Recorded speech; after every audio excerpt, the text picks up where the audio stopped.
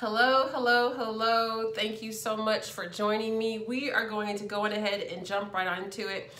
Today we are discussing betrayal. And even when I say the word betrayal, it kind of has me in a little cringe or whatever. But this video is entitled How to Deal with Betrayal. If I would have heard something like this many years ago, it probably would have saved me a lot of growing pains.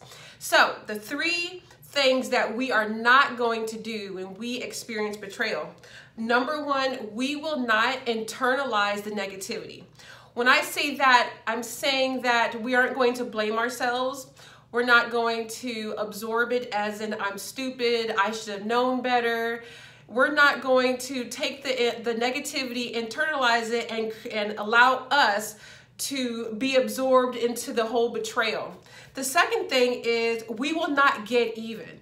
There's a saying that says something along the lines of, don't get mad, get even. That is not what we're going to do. We are not going to get even. We are not going to pay that person back for what they did to us. We're not going to calculate or be cunning in how we can repay them the hurt and the pain that they inflicted onto us. Number three, we will not be bitter. Because of the betrayal, it is easy to say, I'm not going to do this no more. I'm not going to have any more friends. I'm not going to date again. I'm not going to help anybody. I'm just going to stay to myself, be in my little island so this doesn't happen to me again. That is called bitterness, and we will not grow the seed of bitterness. Now we're going to flip it up. We're going to talk about three things we should do during betrayal or after betrayal to kind of help us in the healing process and to kind of shift that first emotional response to a different way. Okay. Number one, we're going to tell God through prayer.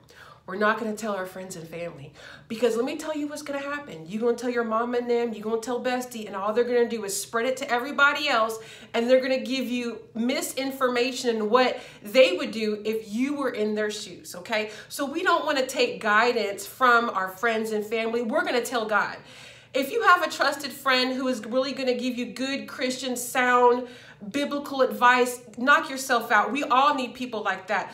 But if they're not going to come at you like that, don't sit there and listen to negative feedback, because all it's going to do is influence you to fight negativity with more negativity. And that's not what we're trying to do in 2021. Okay. So we're going to tell God through prayer. And then number two, we are going to forgive quickly. Now, when I say forgive quickly, that doesn't mean that we're just going to forgive the person or the people and then continue to allow them to betray us. We're going to forgive them quickly, but then we are going to reestablish boundaries. So we might just need to let that situation go. We might just need to tell that relationship, hey, you're going to go, I'm not mad at you. I've forgiven you, but the side effects of what you did, I can't trust you no longer. So you're going to have to move it on someplace else. And it's not only a learning experience for us that have been betrayed, it's also a learning experience for the betrayer, for the person that actually betrayed us. Number three, we want to praise God in all things. Now, listen to me carefully. When I say praise God in all things, we praise God for waking us up in the morning. We praise God for financial enhancements. We praise God for good health. But a lot of times we don't want to praise God during the negativity. And this right here, when you are betrayed, there is a reason why you were betrayed. There was a reason why God went on ahead and put his stamp on that. It didn't catch him by surprise. It might have caught you by surprise, but nothing catches God by surprise. So we want to go on ahead and praise God for the betrayal. Lord, thank you so much for showing that to me.